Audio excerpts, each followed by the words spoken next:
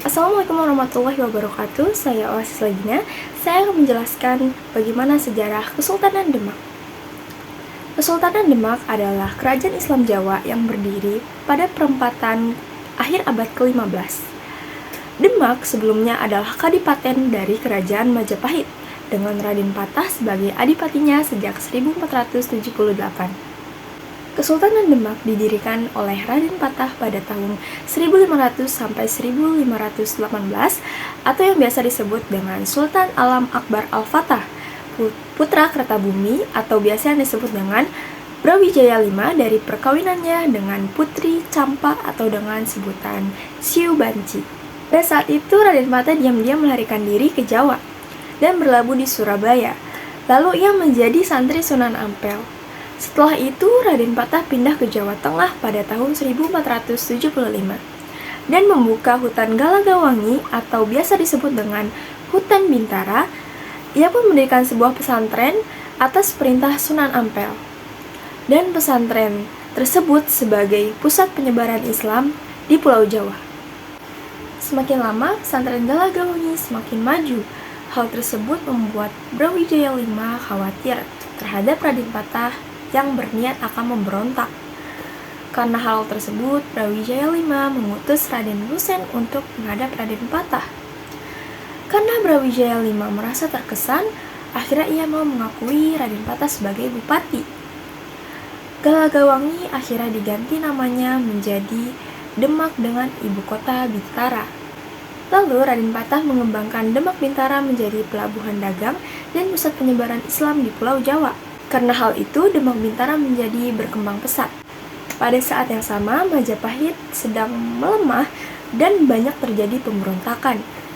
Dalam serat Dharma Gandul, suatu karya sastra Jawa, baru terbentuk puisi Tambang Macapat yang menceritakan banyak daerah atau bupati di daerah pesisir yang ingin memisahkan diri dan menolak pembayaran upeti. Hal tersebut pun berdampak pada finansial Majapahit dan lemahnya ketahanan negara. Menurut Babat Tanah Jawi dan Serat Kanda, Surat Ampel melarang Raden Patah untuk menyerang Majapahit karena saat itu tengah diperintah oleh Brawijaya V selaku ayah kandung Raden Patah.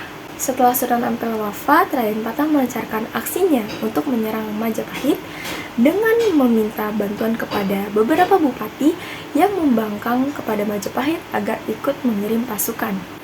Menurut serat Dharma Gandul, Brawijaya V kaget dan merasa sedih atas jalan yang ditempuh oleh Raden Patah.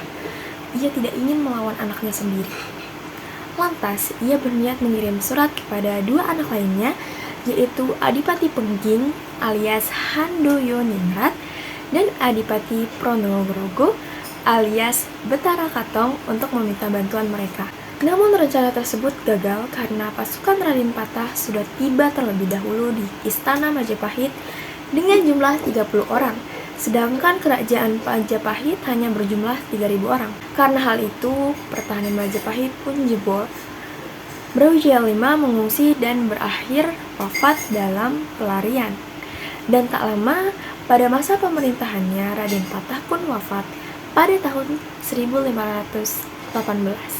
Dengan saya menjelaskan bagaimana awal mula kerajaan Demak dibentuk, itu sudah menjelaskan bagaimana peranan Raden Patah dalam pembentukan atau pendirian kerajaan Demak.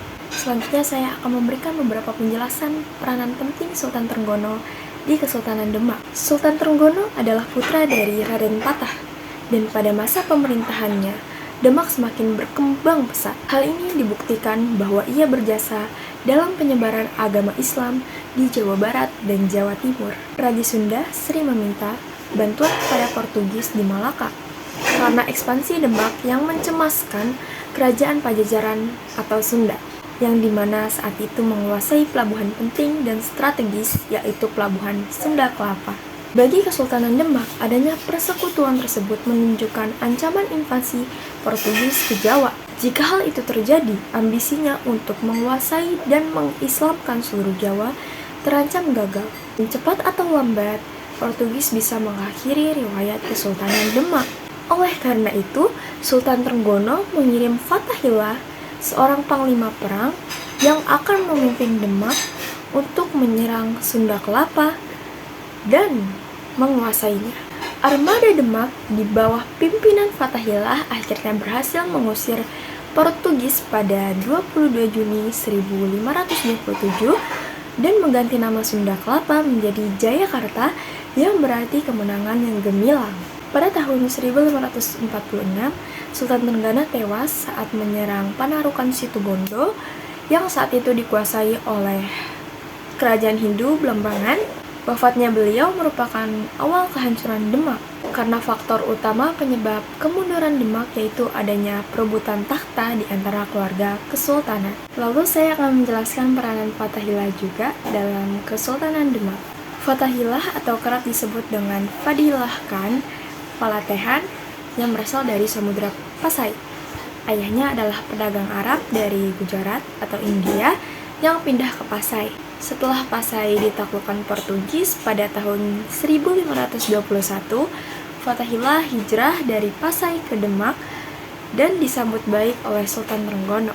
Setelah mengabdi pada Sultan Trenggono, lalu Fathahillah berangkat ke Cirebon untuk mempersiapkan Angkatan Laut Demak dalam perang melawan Kerajaan Sunda yang saat itu dipimpin oleh Prabu Siliwangi. Selama di Cirebon, Fathahillah menikah dengan Putri Sunan Gunung Jati yang bernama Ratu Ayu. Jadi Fathahillah adalah menantu dari Sunan Gunung Jati. Lalu yang terakhir saya akan menjelaskan beberapa peranan penting Adipati Unus di Kesultanan Demak. Adipati Unus atau Pati Unus yang memiliki nama asli Raden Abdul Qadir. Pati Unus dikenal sebagai Pangeran Sabranglor karena keberaniannya melawan Portugis di Malaka. Pati Unus menikah dengan putri Raden Patah dan sejak saat itu Pati Unus dipercaya untuk memimpin pasukan dalam invasi ke Malaka dan menjadi raja. Adipati Unus wafat pada tahun 1521 dalam melawan bangsa Portugis. Karena ia tidak memiliki keturunan, maka tahta keturunan Kesultanan Demak digantikan oleh Raden Trenggono yang memerintah pada tahun 1521 sampai 1546. Baik, tadi adalah beberapa penjelasan mengenai Kesultanan Demak dan tokoh-tokoh yang berperan dalam pendirian Kesultanan Demak. Kurang lebihnya mohon maaf. Wassalamualaikum warahmatullahi wabarakatuh.